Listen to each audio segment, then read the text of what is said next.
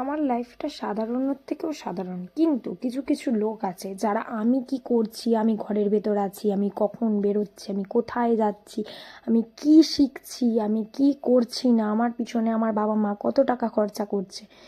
কি না করছে, আমার বাবা মা আমার ওপর অত্যাচার করছে কি না করছে, কখন আমরা আনন্দই সময় কাটাচ্ছি, কখন আমরা কষ্ট ভোগ করছি, সব কিছুই কিছু কিছু লোক দেখতে থাকে। তাদের কিন্তু কোনো রকম কিছু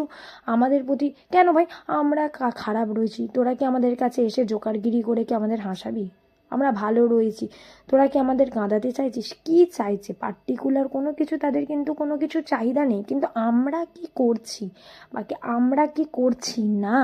তাদের এটার প্রতি প্রচুর আগ্রহ।